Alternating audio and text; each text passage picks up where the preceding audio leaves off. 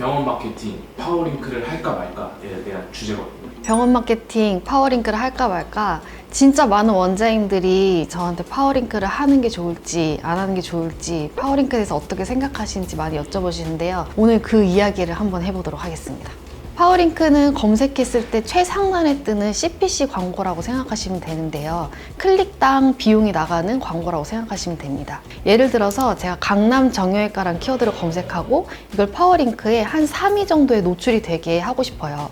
그러면 강남 정형외과라는 키워드를 클릭당 한 5만 원 정도로 세팅을 해둡니다. 그러면 제가 5만 원을 세팅했을 때 한 3위에 뜬다. 그럼 그 위에 1, 2위에 있는 병원들은 5만 원보다 더 높은 금액으로 세팅을 해놨다고 생각을 하시면 돼요. 그래서 내가 만약에 1순위에 노출이 되고 싶다 하면 비용을 더 올려서 세팅을 해두시면 됩니다. 그럼 클릭당 5만 원씩 빠져나간다고 생각을 하시면 돼요. 그래서 네이버에 충전을 해놓고 클릭당 비용이 차감되는 형식으로 진행되는 광고 영역이고요. 파워링크는 의료심의협회에 심의를 받은 후에 진행을 하실 수가 있습니다. 그래서 파워링크 같은 경우는 클릭당 비용이 나가다 보니까 좀 작은 규모의 개인 의원들이 하기에는 약간 부담되는 광고이기도 합니다. 그래서 이 파워링크를 할까 말까 그 고민이 굉장히 많으실 텐데요. 우선 개원을 이제 막 하신 병원 같은 경우는 한 3개월 정도는 파워링크를 하라고 말씀을 드리고 있습니다. 그 이유가 아직 개원한 지가 얼마 안 되기 때문에 환자분들한테 인지도가 아예 0인 상태일 거예요. 그래서 한 번이라도 우리 병원에 이름을 더 노출시켜서 여기가 있구나 라는 것을 인지시키기 위해서 파워링크를 초기 한 3개월 정도는 진행하라고 말씀을 드립니다. 개원한 지 최소 6개월 정도 지난 병원들은 파워링크를 저희는 꺼두시라고 좀 권해드리는 편입니다. 그 이유는 한 6개월 정도 됐으면 그래도 지역민들한테는 이 병원이 있구나 라는 걸 인식시킨 기간이라고 생각을 하고 있기 때문인데요. 사실 파워링크가 클릭당 단가가 좀 높다 보니까 비용적으로 부담이 되는 것도 있고 환자분들은 이렇게 검색했을 때 최상단에 뜨기 때문에 좀 호기심으로 클릭하는 경우가 많아요. 비용은 나가지만 전화에 좀 떨어지는, 이건 좀 사례를 들어서 말씀을 드리면 좋을 것 같은데요. 저희 고객사분 중에 한 분이 저희를 만나시기 전에 한 6개월 이상 동안 파워링크에만 올인을 하신 분이 계셨어요. 한 달에 파워링크만 한 2,500만 원 정도 쓰셨고, 또 파워 컨텐츠라고 하는 블로그를 통한 CPC 광고가 있거든요.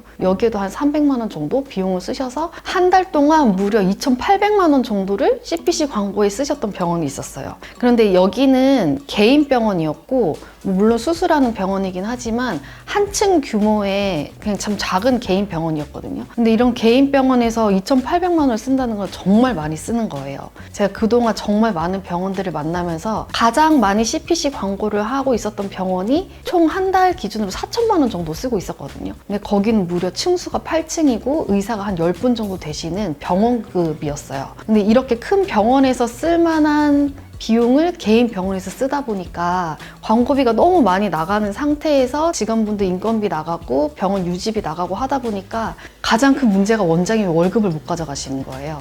그래서 원장님께서 너무 깊은 고민을 가지고 저희를 만나셨는데, 그 당시 보니까 굳이 파워링크를 통해서 그 광고를 하지 않아도 되는 지역이었고, 이 돈을 다른 데다 쓰면 조금 더 효율적인 결과를 만들 수 있을 만한 그런 지역이었어서 저희가 원장님을 처음 만나 뵙고 가장 처음 했던 말이 파워링크부터 끕시다 라고 말씀을 드렸었어요. 근데 이제 원장님께서 그동안 계속 파워링크만 해오셨기 때문에 이걸 끄면 좀 그나마 오던 환자도 안 오지 않을까 하고 되게 불안해 하셨었거든요. 근데 저희 그때 대표님이랑 같이 갔는데 대표님께서 그냥 사기당했다고 생각하고 한번 꺼보셔라 이렇게 말씀을 하셨어요. 그래서 파워링크는 우선 끄고 파워 컨텐츠는 우선 유지를 한 상태에서 다른 매체를 통해서 좀 빠르게 광고를 진행했고요. 그 결과 한 달 정도 지났을 때 환자가 조금씩 늘기 시작했어요. 그래서 결국 원장님 입장에서는 그동안 나가던 2,500만 원이라는 비용을 줄일 수가 있었고, 그리고 이제 저희가 광고를 통해서 좀 환자가 이렇게 오기 때문에 좀 매출적으로 좀 도움을 많이 받으셨거든요.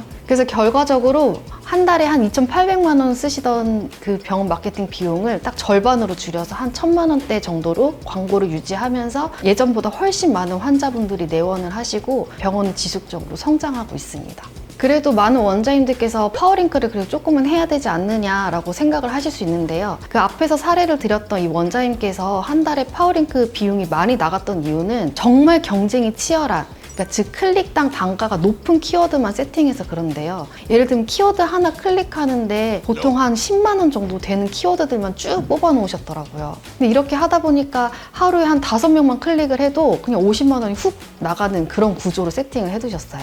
파워링크 부분을 조금 더 효율적으로 운영하고 그 방법을 좀 알고자 하신다면 저희 대표님 책인 마케팅 때문에 고민입니다를 참고하시면 좋은데요. 여기에서 파트 1에 한 28페이지 이 부분이거든요. 여기부터 파워링크를 어떻게 세팅하고 어떻게 효율적으로 관리할 수 있는지 좀 자세하게 나와 있어요. 이 내용을 조금 요약해서 말씀드리면 이렇게 경쟁이 치열하고 객단가가 높은 키워드들만 세팅을 하는 게 아니라 환자분들이 어떤 키워드를 어디서 어떻게 검색할지 모르기 때문에 좀 세부적인 키워드를 많이 깔아서 세팅을 해놓으라는 내용입니다. 예를 들면 저희 대표님께서 옛날에 파워링크를 직접 세팅해 주던 시절이 있었어요. 그때는 키워드를 한 2만 개에서 3만 개 정도 이렇게 추출해서 세팅을 해 두셨고 가장 기본 금액인 70원 정도로 세팅을 해 두셔서 운영을 하셔도 가끔 한두 분은 또 검색을 하시거든요. 그러니까 이런 키워드들 그냥 많이 뽑아서 많이 세팅을 해 두면 조금 더 가성비 있게 파워링크를 운영하실 수 있습니다. 다시 한번 오늘의 내용을 정리해 드리면 이제 막 개원을 한 병원은 파워링크를 그래도 3개월 정도 운영을 하셔라. 근데 참고하실 것은 이 파워링크는 심의를 받아야 되기 때문에 개원과 동시에 진행할 수는 없고요. 개원하고 한 달 정도 후부터 진행이 가능합니다. 왜냐하면 심의가 바로 나오지 않고 그 심의 기간이 한 달 정도 소요되기 때문에 그렇습니다. 그리고 개원하고 한 6개월 정도가 지난 병원들은 파워링크보다는 그 비용을 조금 더 효율적인 매체에다가 쓰시는 것을 더 권해드리고 있습니다.